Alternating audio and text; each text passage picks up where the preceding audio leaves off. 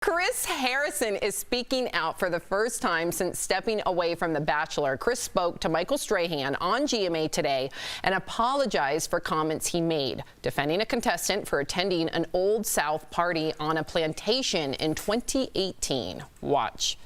I am an imperfect man. I made a mistake, and I own that. I believe that mistake doesn't reflect who I am or what I stand for. I am saddened and shocked at how insensitive I was in that interview with Rachel Lindsay. And I didn't speak from my heart, and that is to say I stand against all forms of racism, and I am deeply sorry. I'm sorry to Rachel Lindsay, and I'm sorry to the Black community. After the interview, Michael seemed to question whether his apology was sincere. Have a look. His apology is his apology, but it felt like it got nothing more than a surface response on any of this. And obviously, he's the man who wants to clearly stay on the show, but only time will tell if there is any meaning behind his words. Only time will tell. Erica, what do you make of his apology? Especially to Rachel Lindsay. I'm glad he apologized to her as well, because he talked over her and kind of like mansplained that whole interview while she was trying to give her point of view. Let me just say this. I really wish he would have had as much energy for that apology as he had with that interview with Rachel Lindsay. Also note this, Rachel Lindsay has essentially been bullied off of social media. So the idea that this is a woman who conducted this interview with poise and grace and professionalism, she could have come for that man's neck and she didn't do that. So the idea that she's being ousted or backlashes against her, like how misdirected is that? And it's really telling. I want y'all all to pay attention to this, that the person who actually committed the deed in which this whole thing is about, the person who defended that person, and the person who simply had a interview with Chris Harrison are all being, canceled right now? How does Rachel Lindsay Abasolo get canceled in this equation? How is that possible? She has only done what was appropriate. Did she say anything inappropriate? No.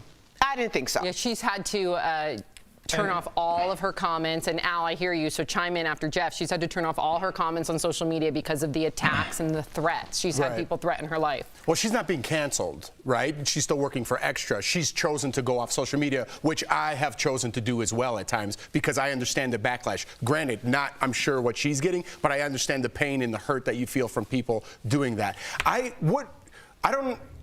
was surprised with Michael Strahan, let me say that, coming out and saying that. Do you feel like that apology was insincere, or would you have accepted that apology if Michael Strahan didn't say anything?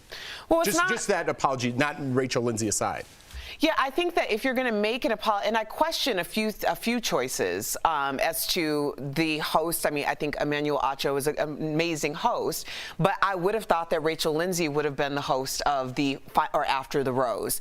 And I question what the conversation was with Rachel Lindsay, and if the conversation was ever directed to her in the same format in which he apologized to essentially Michael Strahan, who wasn't a part of the equation. So I'm wondering if there's something that we're missing in the backstory that we're not getting a direct apology from Chris to Rachel. Well, they're both ABC shows, Al, right? GMA is on ABC, The Bachelor's on ABC. Is this a PR move for ABC to liken, the people not being offended by Chris Harrison anymore and welcoming him back on the show? Well, I mean, Sam, that would assume that people were offended. I mean, the reason I love having you guys as my co-host, you guys are incredible and steal my thunder because you guys think on a different level as I try to when I look at every story. Erica, I literally have keep that same energy written on my card when I was getting ready to talk about this story.